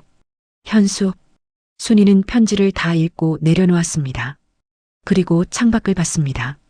바다 쪽으로 구름이 흘러가고 있었습니다. 뭔가 느껴질 줄 알았습니다. 분노, 눈물, 아니면 허탈함. 그런데 이상하게 아무것도 없었습니다. 그냥 읽었습니다. 그냥 내려놓았습니다. 오래 앉아 있다가 편지를 다시 들었습니다. 2번 읽었습니다. 그리고 서랍 속에 넣었습니다. 버리지 않기로 했습니다. 왜인지는 몰랐습니다. 그냥 버려서는 안 될 것 같았습니다. 그날 저녁 인철이 노크를 했습니다. 문을 열었습니다. 밥 드셨어요? 아직요. 오늘 생선 좀 생겼는데 같이 드실래요? 순이는 잠깐 생각했습니다. 그럴게요. 인철 집은 순이 집과 구조가 같았지만 느낌이 달랐습니다. 책이 많았습니다. 낡은 책들이 선반마다 가득했습니다. 거실 한쪽엔 낡은 기타가 세워져 있었습니다. 기타도 치세요? 옛날에 쳤어요. 요즘은 세워만 두고 있습니다. 순이가 앉는 동안 인철이 주방에서 생선을 굽기 시작했습니다. 조기였습니다. 고소한 냄새가 났습니다. 순이는 그 냄새를 맡으며 생각했습니다. 이 냄새가 이렇게 좋을 수 있나? 밥상이 차려졌습니다. 조기구이, 시금치 무침, 된장찌개. 단출했지만 정성이 보였습니다. 잘하시네요. 혼자 살면 다 하게 됩니다. 둘이 마주 앉아 밥을 먹었습니다. 창밖에서 바람소리가 들렸습니다. 인철이 말했습니다. 오늘 얼굴이 달라 보이던데. 뭔가 오긴 왔어요. 인철이 더 묻지 않았습니다. 밥을 한 숟가락 더 먹었습니다. 순이도 먹었습니다. 잠시 후 순이가 말했습니다. 남편한테 편지가 왔어요. 인철이 고개를 들었습니다. 읽으셨어요? 네. 어땠습니까? 순이는 생각했습니다. 어땠을까? 이상하게 아무 감정이 없었어요. 화가 나야 하는데, 슬퍼야 하는데, 그냥 읽고 서랍에 넣었어요. 인철이 조용히 고개를 끄덕였습니다. 그게 정상입니다. 그래요? 감정이 너무 많이 소모되면 나중엔 비워지는 게 있어요. 특히 오래 버틴 사람일수록. 지금 당장 감정이 없는 게 이상한 게 아니에요. 나중에 와요. 느리게. 순이는 그 말을 들으며 밥을 먹었습니다. 언제 와요? 뜬금없을 때 와요. 준비할 수 없을 때. 순이는 그 말을 마음속 어딘가에 넣어뒀습니다. 밥을 다 먹고 나서 인철이 커피를 끓였습니다. 둘은 거실에 앉아 커피를 마셨습니다. 선반의 책들이 눈에 들어왔습니다. 이 책 다 읽으셨어요? 읽은 것도 있고 아닌 것도 있습니다. 읽으려고 사놓고 못 읽은 게 더 많아요. 순이가 책 한 권을 꺼내 들었습니다. 오래된 시집이었습니다. 표지가 누렇게 바랬습니다. 시를 좋아하세요? 젊을 때 좋아했어요. 요즘은 읽다 보면 잠이 와서. 그 말에 순이가 웃었습니다. 그거 좋겠네요. 잠이 안 오는 밤이 많았거든요. 빌려드릴까요? 그럴게요. 시집 한 권을 들고 돌아왔습니다. 집에 돌아와서 이불 안에 누워 시집을 펼쳤습니다. 첫 페이지, 짧은 시 하나. 어떤 날은 아무 이유 없이 괜찮다. 그리고 어떤 날은 아무 이유 없이 괜찮지 않다. 그게 다 삶이다. 순이는 그 세 줄을 반복해서 읽었습니다. 그게 다 삶이다. 눈이 무거워졌습니다. 자연스럽게 시집을 덮으면서 생각했습니다. 인철 말이 맞았습니다. 잠이 오게 하는 시집이었습니다.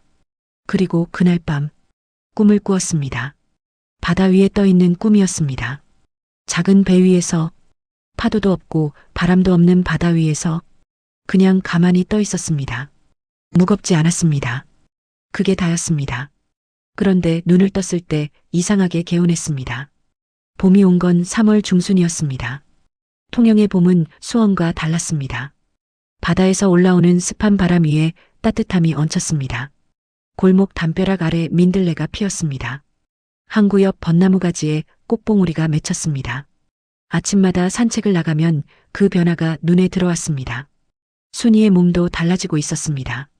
주치의가 수원에서 통영병원으로 진료 기록을 이전해 주었고 새로 만난 의사는 검사 결과를 보더니 말했습니다. 회복 속도가 빠른 편입니다.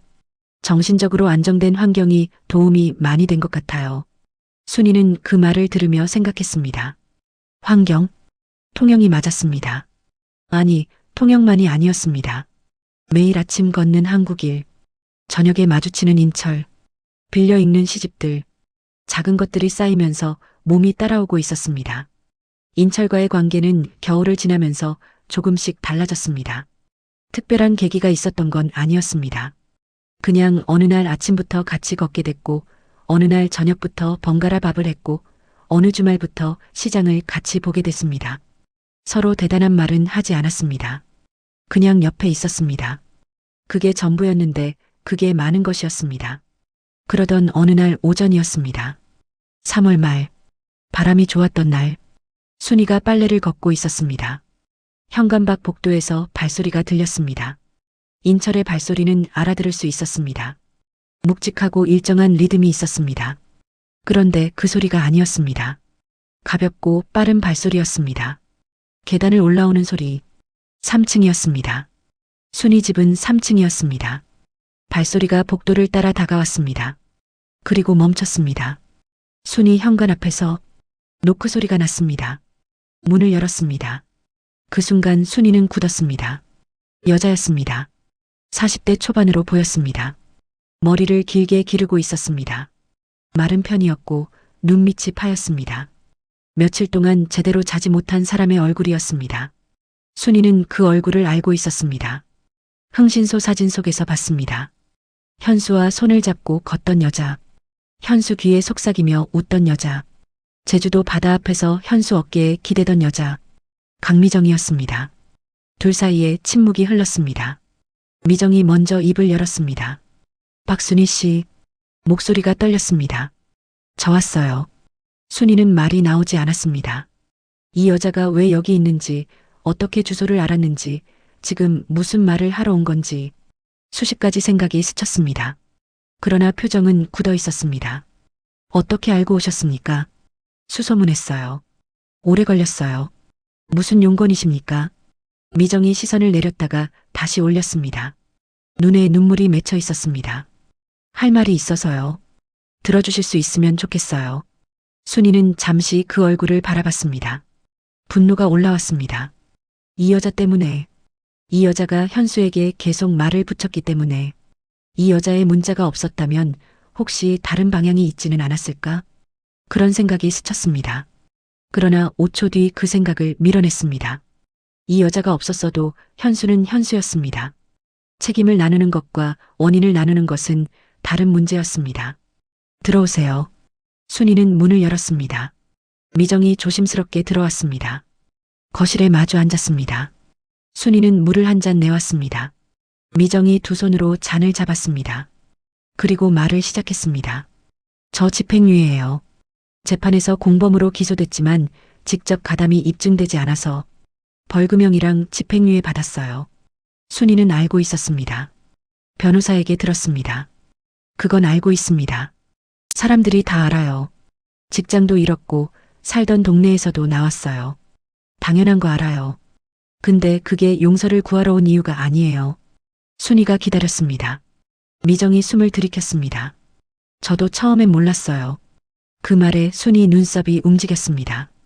현수 씨가 저한테 처음 한 말은 아내가 암 판정을 받았고 자기가 힘들다는 거였어요. 그게 시작이었어요. 저도 그때 이혼하고 혼자였거든요. 그러다 가까워졌어요. 순이는 아무 말도 하지 않았습니다. 그런데 6개월쯤 됐을 때 현수 씨가 처음으로 보험 이야기를 꺼냈어요. 처음엔 그냥 넘겼어요. 술 먹고 한 소리라고 생각했어요.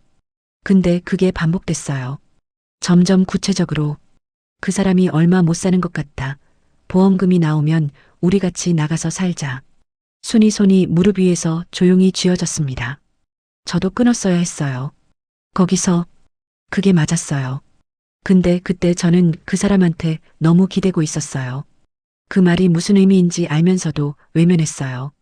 그게 저의 잘못이에요. 미정이 눈물을 닦았습니다. 손등으로 거칠게 닦았습니다. 약 이야기는 저도 몰랐어요. 맹세코. 그 사람이 약을 바꿨다는 건 경찰 조사 때 처음 알았어요. 그 말 들었을 때 저도 무서웠어요. 내가 같이 있었던 사람이 그런 사람이었다는 게. 침묵이 흘렀습니다.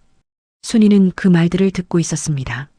믿어야 할지, 믿지 말아야 할지, 믿는다고 해서 달라지는 게 있는지. 한참 뒤 순이가 말했습니다. 왜 저한테 왔습니까? 미정이 순이를 봤습니다. 사과하려고요. 아무리 생각해도 이걸 안 하면 안 될 것 같아서 사과를 받아줄 사람한테 와야 의미가 있지 않겠습니까? 그 말에 미정이 입을 다물었습니다. 순이가 말을 이었습니다. 저는 지금 당신을 용서할 준비가 됐는지 모르겠습니다. 솔직히 말하면 당신이 외면하지 않았더라면 그 사람 그러지 못했을 수도 있었으니까. 아닐 수도 있지만 그건 아무도 모르죠. 미정이 고개를 숙였습니다. 그래도 왔습니다. 순이는 잠시 그 숙인 머리를 바라봤습니다. 그 여자가 살고 있는 지옥이 어떤 것인지 짐작이 갔습니다. 직장도 잃고 동네도 떠나고 자신이 관계한 일이 뉴스에 났고 그 무게가 가볍지 않을 것이었습니다. 그렇다고 가여운 마음이 드는 건 아니었습니다. 그냥 보였습니다. 그 여자가 지금 어디쯤에 있는지. 순이가 말했습니다. 물 더 드릴까요? 미정이 고개를 들었습니다. 그 눈에 뭔가 스쳤습니다. 아니요. 이제 가겠습니다. 그러세요. 미정이 일어났습니다. 현관으로 걸어가다가 멈췄습니다. 돌아보지 않고 말했습니다. 박순희 씨, 살아있어서 정말 다행이에요. 그리고 문을 닫고 나갔습니다. 발소리가 계단 아래로 멀어졌습니다. 순이는 한동안 그 닫힌 문을 바라봤습니다. 이상했습니다. 그 여자가 나간 뒤 오히려 가슴 한쪽이 가벼워진 것 같았습니다. 분노가 사라진 게 아니었습니다. 그냥 뭔가가 정리된 것 같은 느낌이었습니다.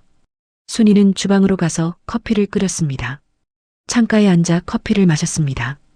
바람이 창문을 두드렸습니다. 봄바람이었습니다. 그날 저녁 인철이 왔을 때 순이는 그 이야기를 했습니다. 인철은 듣는 내내 아무 말도 하지 않았습니다. 다 듣고 나서 말했습니다. 어떠세요? 모르겠어요.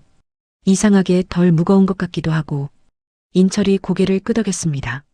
그럴 수 있어요. 마지막 조각이 채워진 거니까. 마지막 조각이요? 6개월 동안 혼자 다 들고 있었잖아요. 상대방이 찾아와서 무릎이라도 꿇는 걸 봐야 비로소 내려놓을 수 있는 게 있어요. 당신한테 그 조각이 오늘 온 거예요. 순이는 그 말을 들으며 창밖을 봤습니다. 항구 쪽에서 불빛이 올라오고 있었습니다. 어선들이 돌아오는 시간이었습니다. 당신 참말 잘하네요. 인철이 웃었습니다. 10년 혼자 살면서 생각이 많아진 거예요. 순이도 웃었습니다. 그날 밤, 순이는 서랍을 열었습니다. 현수의 편지를 꺼냈습니다. 한 번 더 읽었습니다. 그리고 편지를 접었습니다. 다시 서랍에 넣지 않았습니다. 창가에 앉아 잠깐 들고 있다가 찢었습니다. 천천히 작게 그 조각들을 쓰레기통에 버렸습니다. 버리고 나서 손을 씻었습니다. 거울을 봤습니다. 머리카락이 많이 자라 있었습니다. 항암 이후 빠졌던 머리카락이 다시 돋아나고 있었습니다. 아직 짧았지만 제법 됐습니다. 순이는 거울 속 자신을 봤습니다. 낯설지 않았습니다. 박순이, 잘하고 있어. 그 말을 해주는 사람이 없었습니다. 그래서 스스로 했습니다.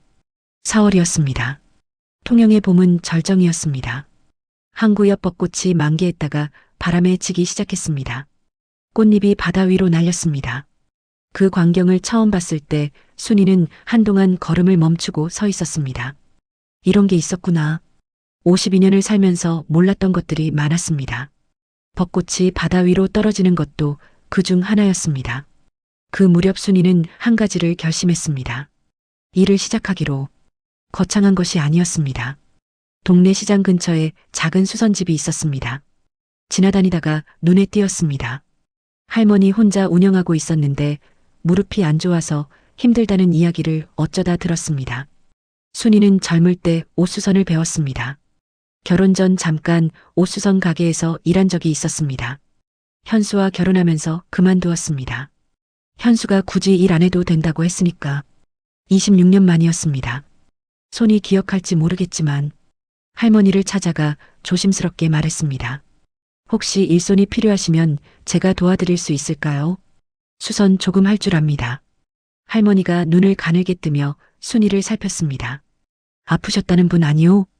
동네가 좁았습니다. 이미 알려져 있었습니다. 그렇습니다. 지금은 많이 나았습니다.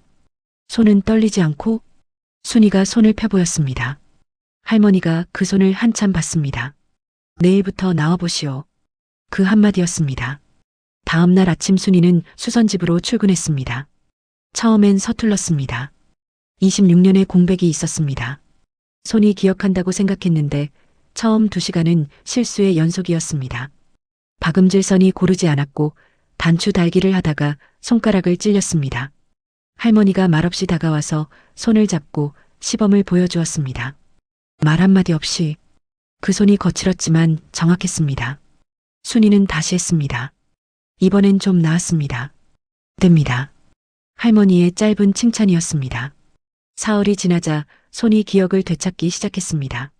일주일이 지나자 리듬이 생겼습니다. 매일 오전 9시에 나가서 오후 2시에 돌아왔습니다. 그 시간이 좋았습니다. 손을 쓰는 시간이었습니다. 머릿속을 비우는 시간이었습니다. 바느질을 하는 동안에는 다른 생각을 할 수 없었습니다. 눈앞의 천에 집중해야 했습니다. 선 하나가 틀어지면 다 풀어야 했습니다. 그 단순함이 오히려 쉬는 것 같았습니다. 인철이 수선집 이야기를 듣더니 웃었습니다. 잘 맞겠다 싶었어요. 왜요? 꼼꼼한 사람이잖아요. 6개월 동안 증거 모은 걸 보면 그 말에 순이도 웃었습니다. 그 시절을 이제 이렇게 웃으며 이야기할 수 있게 됐습니다. 그것도 변화였습니다. 4월의 어느 토요일이었습니다. 인철이 아침 일찍 순이 집 문을 두드렸습니다. 오늘 괜찮으면 섬에 가볼까요? 섬이요? 여기서 배로 20분 거리에 작은 섬이 있어요. 사람이 별로 없고 경치가 좋아요. 도시락 싸서 가면 딱이에요. 순이는 창밖을 봤습니다. 맑았습니다. 그럴게요. 도시락은 순이가 쌌습니다. 계란말이, 김밥, 과일. 오랜만에 아침부터 부엌에 서서 무언가를 만들었습니다. 누군가를 위해서가 아니라 같이 먹을 사람을 위해서. 그게 다른 기분이었습니다. 배로 20분. 섬은 작았습니다. 주민이 10가구도 안 된다고 했습니다. 선착장을 지나면 바로 해변이었습니다. 모래사장이 아니라 자갈이었습니다. 하얗고 납작한 자갈들이 파도에 쓸리면서 소리를 냈습니다. 사각사각. 그 소리가 좋았습니다. 둘이서 자갈 해변에 앉았습니다.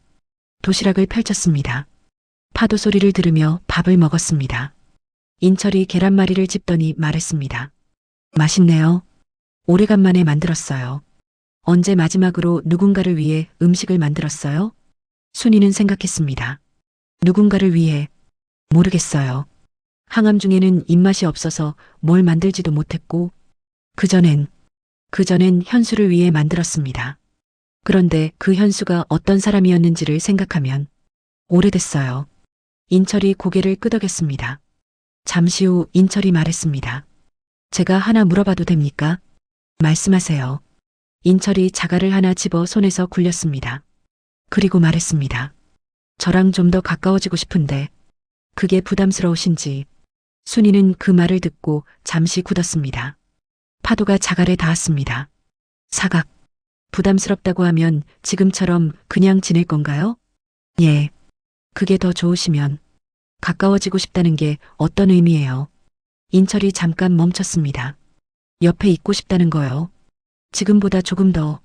그 말이 짧았지만 분명했습니다. 순이는 바다를 봤습니다. 수평선이 멀었습니다. 솔직히 말하면 인철이 그런 말을 할 것 같다는 느낌이 있었습니다. 어느 순간부터 그 느낌을 모른 척했습니다. 아직 준비가 됐는지 몰라서. 준비가 된다는 게 어떤 건지도 몰랐습니다. 순이가 말했습니다. 저는 아직 잘 모르겠어요. 솔직히. 예. 24년을 살았는데 그게 그렇게 됐어요. 그 후에 6개월을 버텼어요. 지금은 좀 쉬고 싶은 것도 있고 누군가를 다시 믿는다는 게 쉽지가 않아요. 인철이 조용히 들었습니다. 근데요. 순이가 인철을 봤습니다. 싫지는 않아요. 인철이 순이를 봤습니다. 둘의 눈이 마주쳤습니다. 인철이 먼저 눈을 돌리며 웃었습니다. 그 정도면 충분합니다. 그리고 자갈을 바다에 던졌습니다. 퐁당. 파도에 사라졌습니다. 순이도 자갈을 하나 집었습니다. 던졌습니다. 퐁당. 둘이 나란히 앉아서 자갈을 던졌습니다. 한동안 아무 말 없이 돌아오는 배 위에서 바람이 불었습니다. 순이는 눈을 감고 그 바람을 맞았습니다. 심장이 조금 빠르게 뛰고 있었습니다. 오랫동안 잊고 있었던 감각이었습니다. 아직 잘 모르겠지만 나쁘지 않았습니다. 그날 밤 순이는 수첩을 꺼냈습니다. 6개월 동안 증거를 모으던 그 수첩이었습니다. 펼쳐보면 그 시절 기록들이 가득했습니다. 날짜, 시간, 녹음 번호, GPS 좌표, 그 뒤쪽 빈 페이지를 펼쳤습니다. 그리고 썼습니다. 4월, 섬에 다녀왔다. 자갈 소리가 좋았다. 도시락이 맛있었다. 바람이 좋았다. 그것뿐이었습니다. 그런데 그게 이 수첩에서 가장 좋은 페이지 같았습니다. 5월이었습니다. 3개월에 한 번 하는 정기 검진이 있었습니다. 순이는 병원 대기실 의자에 혼자 앉아 있었습니다. 이런 날이면 늘 혼자였습니다. 항암 치료를 받을 때도 그랬습니다. 처음엔 현수가 같이 왔지만 어느 시점부터 순이는 혼자 오는 게 더 편했습니다. 현수의 걱정하는 척하는 표정을 옆에서 보지 않아도 됐으니까 지금은 진심으로 혼자였습니다. 그게 이상하게 더 편했습니다. 번호표가 불렸습니다. 진료실에 들어가 앉았습니다. 의사가 모니터를 보더니 말했습니다. 결과 보셨어요? 아직 못 봤습니다. 의사가 결과지를 내밀었습니다. 순이가 받아들었습니다. 숫자들이 나열돼 있었습니다. 의사가 말했습니다. 종양 수치가 정상 범위입니다. CT에서도 특이 소견이 없고요. 순이는 그 말을 들었습니다. 결과지를 내려다봤습니다. 그리고 고개를 들었습니다. 완치라고 봐도 됩니까? 의사가 잠깐 말을 골랐습니다. 유방암은 5년 무죄발을 기준으로 완치를 이야기하기 때문에 공식적으로는 아직 몇 년이 더 필요합니다. 하지만 이 수치라면 예후가 매우 좋습니다. 지금 상태라면 충분히 일상생활을 하시면 됩니다. 순이는 고개를 끄덕였습니다. 알겠습니다. 진료실을 나왔습니다. 복도에 서서 결과지를 다시 봤습니다. 눈이 뜨거워졌습니다. 울면 안 되는데 하고 생각했습니다. 병원 복도였습니다. 그런데 눈물이 흘렀습니다. 닦았습니다. 또 흘렀습니다. 또 닦았습니다. 벽에 등을 기대고 잠깐 눈을 감았습니다. 살아있었습니다. 진짜로 살아있었습니다. 그 사람이 약을 바꾸고 보험금을 계산하던 시간 속에서도 6개월 동안 혼자 버티던 시간 속에서도 항암 부작용으로 화장실 바닥에 누워있던 시간 속에서도 살아남았습니다. 그리고 지금 여기 서 있었습니다. 통영의 작은 병원 복도에 봄 햇살이 창으로 들어오는 자리에 순이는 한 번 더 눈물을 닦고 일어났습니다. 그리고 걸었습니다. 병원 문을 나와 항구 쪽으로 걸었습니다. 평소보다 조금 빠르게 바다에 닿았습니다. 파도가 들어오고 나갔습니다. 멀리 섬이 보였습니다. 저 너머 어딘가에 지난달 다녀왔던 그 섬도 있었습니다. 자갈 소리가 나던 해변. 순이는 그 자리에 한참 서 있었습니다. 그러다 핸드폰을 꺼냈습니다. 인철에게 문자를 보냈습니다. 오늘 저녁 제가 밥할게요. 잠시 후 답장이 왔습니다. 무슨 날이에요? 좋은 날이에요. 인철이 저녁 6시에 왔습니다. 순이가 만든 밥상이 차려져 있었습니다. 갈비찜이었습니다. 오래 걸리는 음식이었습니다. 오전부터 손질을 시작했습니다. 인철이 들어오면서 냄새를 맡았습니다. 갈비찜이에요? 맞아요. 이걸 다 앉아요. 둘이 마주 앉았습니다. 인철이 한 점을 먹더니 말이 없었습니다. 순이가 봤습니다. 왜요? 맛있어서요. 그 단순한 말이 이상하게 울컥습니다. 밥을 먹으면서 순이가 말했습니다. 오늘 검진 결과 나왔어요. 인철이 수저를 내려놓았습니다. 수치 정상이래요. 예후 좋다고. 인철이 순이를 봤습니다. 말이 없었습니다. 그런데 눈빛이 말을 하고 있었습니다. 순이가 웃으며 말했습니다. 잘 됐죠? 인철이 고개를 끄덕였습니다. 그리고 짧게 말했습니다. 정말 잘 됐습니다. 그 말이 짧았지만 무거웠습니다. 진심이 담긴 말은 길지 않아도 됩니다. 밥을 다 먹고 나서 둘은 거실에 앉았습니다. 바깥에서 바람 소리가 들렸습니다. 5월의 바람이었습니다. 따뜻하고 부드러운. 인철이 말했습니다. 처음엔 많이 걱정했어요. 언제요? 이삿날. 귤 갖다 드리러 갔을 때 얼굴을 보니까. 순이가 그 말을 들으며 그날을 떠올렸습니다. 박스들 사이에 혼자 서 있던 날. 낯선 도시에 아무것도 없이 내려온 날. 그렇게 보였어요? 뭔가를 꽉 참고 있는 사람 얼굴이었어요. 기억나요? 귤 받으면서 손이 조금 떨렸잖아요. 순이는 몰랐습니다. 손이 떨렸는지. 그걸 봤어요? 봤죠. 그러면서도 귤만 내밀었어요? 그게 맞는 것 같아서. 그 말에 순이는 웃었습니다. 그리고 잠시 뒤 손을 내밀었습니다. 식탁 위로. 인철을 향해. 인철이 그 손을 봤습니다. 그리고 천천히 자신의 손을 올렸습니다. 순이의 손 위에. 창밖에서 바람이 불었습니다. 두 사람은 아무 말도 하지 않았습니다. 그냥 그렇게 있었습니다. 오래. 그것으로 충분했습니다. 사실 많은 말이 필요하지 않았습니다.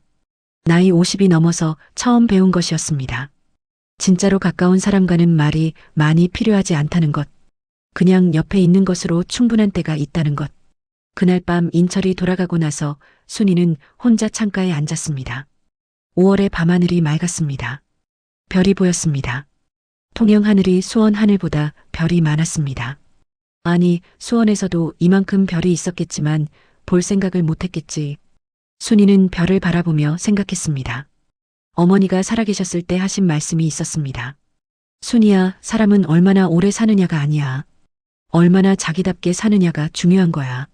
그때는 그 말이 무슨 뜻인지 몰랐습니다. 지금은 알 것 같았습니다. 자기답게. 지난 24년 동안 순이는 자기답게 살았을까요? 남편이 원하는 아내로 살았고, 남편이 보기 좋은 모습으로 살았고, 남편 곁에 있는 사람으로 살았습니다. 그게 잘못이었다는 게 아니었습니다. 그런데 이제는 조금 달랐습니다. 아침마다 바다를 보러 걷는 것, 수선집에서 바느질을 하는 것, 인철과 섬에 가는 것, 좋은 결과가 나온 날 갈비찜을 만드는 것, 이게 다 순이었습니다. 지금의 박순이었습니다. 순이는 창을 열었습니다. 밤바람이 들어왔습니다. 차갑지 않았습니다. 딱 좋은 온도였습니다. 그 바람을 맞으며 순이는 조용히 말했습니다. 잘 살아볼게요. 누구에게 하는 말인지 몰랐습니다. 어머니에게, 자신에게, 아니면 그냥 5월의 하늘에게, 어느 쪽이든 괜찮았습니다. 여름이 왔습니다. 통영의 여름은 뜨겁고 눈부셨습니다. 바다가 짙은 남색으로 바뀌었습니다. 항구에 관광객이 늘었습니다. 아침 산책길에 처음 보는 얼굴들이 많아졌습니다. 순이는 수선집에 나가는 날이 늘었습니다. 관광 시즌이 되면 옷수선 의뢰도 많아졌습니다. 여행 중에 단추가 떨어졌거나 지퍼가 나갔거나 작은 것들이었지만 하나씩 고쳐드리면 손님들이 웃으며 감사하다고 했습니다. 그 웃음이 좋았습니다. 어느 날 오전이었습니다. 할머니가 순이를 불렀습니다. 잠깐 앉아보시오. 마주 앉아 할머니가 말했습니다. 나 이 가게 그만하려고 했어. 아, 그러세요? 근데 당신이 오고 나서 생각이 바뀌었어. 순이가 할머니를 봤습니다. 같이 해보지 않겠소? 가게를 당신한테 넘기는 게 아니라 같이 운영하는 거요. 내 손이 점점 안 움직이니까. 그 말이 예상치 못한 것이었습니다. 순이는 잠시 생각했습니다. 제가 잘할 수 있을지, 잘하면 되지. 할머니의 단호한 말이었습니다. 그 단호함이 오히려 순이의 망설임을 밀어냈습니다. 그러겠습니다. 그날부터 수선집은 둘의 것이 됐습니다. 간판은 바꾸지 않았습니다. 할머니 이름이 박혀있는 낡은 간판. 그대로 두었습니다. 대신 안에서 하는 일이 조금씩 늘었습니다. 순이가 SNS 계정을 만들었습니다. 오래된 옷을 수선한 전후 사진을 올리기 시작했습니다. 처음엔 팔로워가 없었습니다. 한 달이 지나자 조금 생겼습니다. 통영 여행자들 사이에서 입소문이 났습니다. 여행 와서 망가진 옷을 고쳐가는 수선집. 이야기가 퍼졌습니다. 손님이 늘었습니다. 7월 어느 주말이었습니다. 인철이 말했습니다. 아들이 내려온대요. 서울 사는 아드님이요? 예. 오래간만에. 한번 같이 밥 먹을 수 있겠어요? 순이는 잠깐 멈췄습니다. 제가 같이 먹어도 되는 거예요? 아들이 한번 보고 싶다고 해서요. 그 말이 의미심장했습니다. 아들이 보고 싶다고 했다는 건 인철이 아들에게 순이 이야기를 했다는 뜻이었습니다. 그러겠습니다. 아들 이름은 정우였습니다. 30대 초반이었습니다. 인철과 눈이 닮았습니다. 그러나 훨씬 도시적인 인상이었습니다. 회사를 다닌다고 했습니다. 서울에서 셋이서 항구 근처 횟집에 앉았습니다. 처음엔 정우가 조용했습니다. 순이도 어색했습니다. 인철이 이것저것 이야기를 이어갔습니다. 술이 한 잔 돌고 나서 정우가 순이에게 말했습니다. 아버지가 많이 밝아지셨어요. 순이가 정우를 봤습니다. 그런가요? 예. 지난 10년 동안 아버지가 이렇게 연락 많이 한 적이 없었어요. 요즘은 일주일에 한 번씩 전화를 하거든요. 별 이야기도 아니에요. 오늘 날씨가 좋았다. 밥을 뭘 먹었다. 이런 거요. 그게 뭔가 달라졌다는 뜻이거든요. 옆에서 인철이 괜히 술잔을 들었습니다. 정우가 말을 이었습니다. 저 솔직히 처음엔 걱정이 됐어요. 아버지가 뭔가 새로운 관계를 만들고 있다고 하면 자식으로선 이런저런 생각이 드니까. 순이가 고개를 끄덕였습니다. 당연하죠. 근데 오늘 뵈니까 이해가 돼요. 뭐가요? 정우가 잠깐 순이를 봤습니다. 아버지 옆에 있는 사람이 어떤 사람인지, 그게 어떤 의미인지 순이는 알았습니다. 나쁘지 않다는 말이었습니다. 오히려 좋다는 말이었습니다. 그게 직접적으로 말하기 어려운 나이였을 것입니다. 순이가 말했습니다.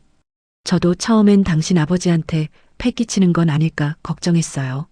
정우가 웃었습니다. 아버지한테 패 끼치는 사람이 있으면 제가 더 걱정해야 하는데. 인철이 옆에서 말했습니다. 야, 너희들 나 없는 사람 취급하냐? 둘이 웃었습니다. 셋이 웃었습니다. 그 웃음이 자연스러웠습니다. 억지가 없었습니다. 밤이 늦도록 먹고 마셨습니다. 정우가 돌아가는 날 아침, 순이는 도시락을 싸줬습니다. 정우가 받아들면서 말했습니다. 또 내려올게요. 언제든지요. 정우가 버스에 오르기 전에 인철한테 말했습니다. 아버지, 잘하세요. 짧은 말이었지만 그 말 속에 많은 것이 들어있었습니다. 인철이 버스가 떠나는 것을 바라봤습니다. 순이도 옆에 서서 봤습니다. 버스가 모퉁이를 돌아 사라졌습니다. 인철이 말했습니다. 고마워요. 오늘, 뭐가요? 그냥, 여러모로. 순이는 그 말에 대답하지 않고 걸었습니다. 인철이 옆에 나란히 걸었습니다. 항구 쪽으로, 바다 쪽으로, 여름 햇살이 바다에 반짝였습니다. 눈이 부셨습니다. 그 눈부심이 좋았습니다. 나쁘지 않았습니다. 이 모든 것이 나쁘지 않았습니다. 사람이 이렇게 살 수도 있었습니다. 이렇게 가벼울 수도 있었습니다. 순이는 눈을 가늘게 뜨며 바다를 바라봤습니다. 그리고 생각했습니다. 내년 여름에도, 내후년 여름에도 이 바다가 보고 싶다. 가을이 돌아왔습니다. 딱 1년이었습니다.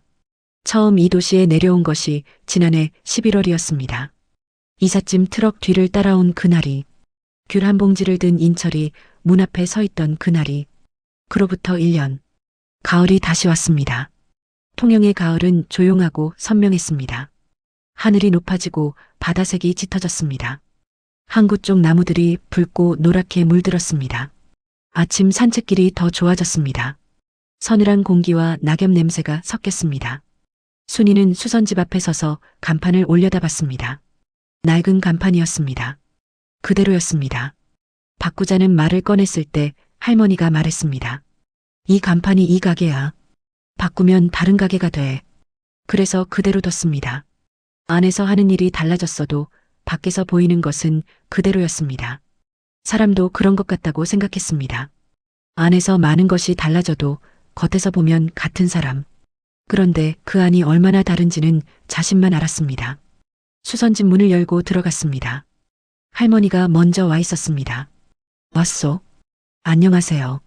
순이는 앞치마를 두르고 자리에 앉았습니다. 오늘 맡겨진 옷들이 있었습니다. 코트 한 벌, 청바지 한 벌, 드레스 하나, 하나씩 살펴봤습니다.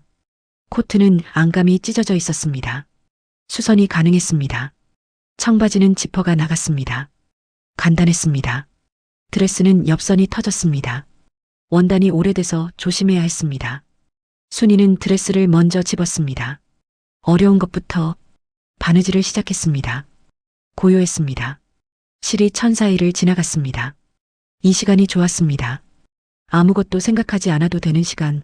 아니, 생각을 해도 괜찮은 시간. 순이는 바느질을 하면서 1년을 떠올렸습니다. 처음 왔을 때의 텅 빈 느낌. 인철의 귤봉지. 바다 위에서 처음으로 힘들었다고 말하던 날. 미정이 문 앞에 섰던 날. 완치 결과를 들고 혼자 바닷가에 서서 울던 날. 섬에서 자갈을 던지던 날. 수선집을 이어봤던 날. 정우와 셋이서 먹던 저녁. 많은 것이 있었습니다. 그 모든 것이 1년이었습니다. 점심 무렵 인철이 도시락을 들고 왔습니다. 가끔 이렇게 왔습니다. 뭐 만들었어요? 잡채. 잡채를요? 아까 손 한번 안 잡아드렸잖아요. 할머니가 옆에서 웃었습니다. 이 남자 잡채 만들어 오는 사람이요. 인철이 민망한 듯 도시락을 내밀었습니다. 셋이서 수선 집안에 앉아 도시락을 먹었습니다. 할머니, 인철, 순이. 수선 집안에 작은 웃음소리가 났습니다. 이 풍경이 이상하게 오래전부터 있었던 것 같았습니다. 그런데 고작 1년이었습니다.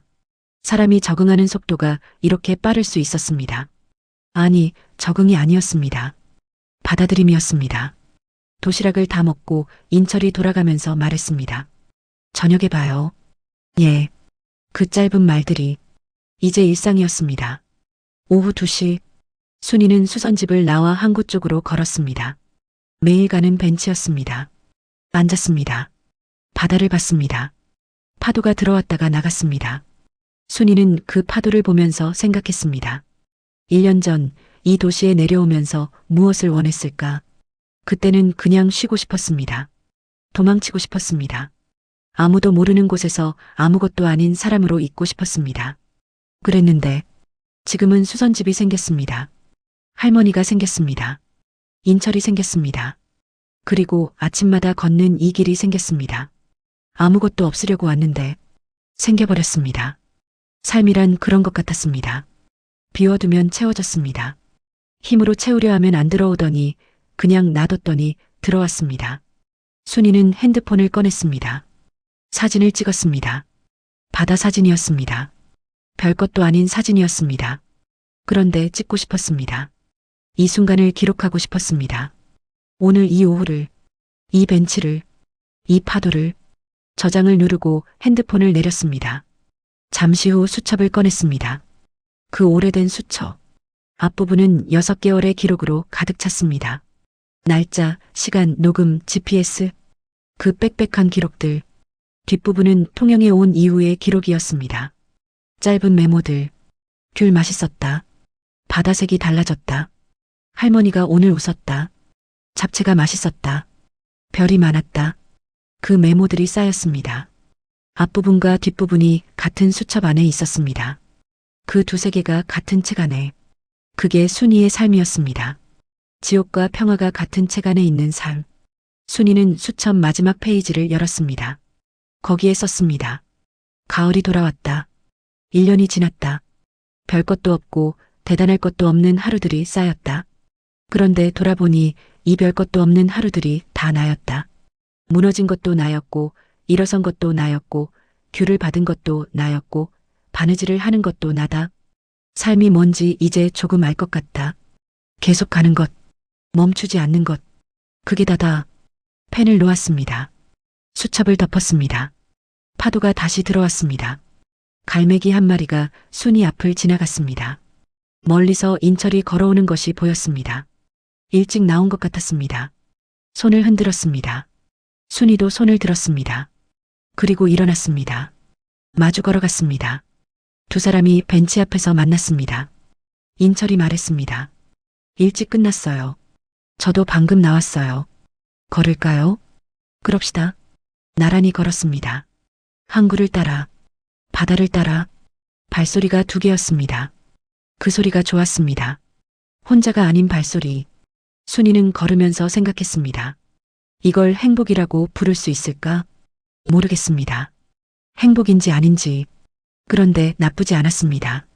그것으로 충분했습니다. 나쁘지 않은 것. 그게 충분한 것.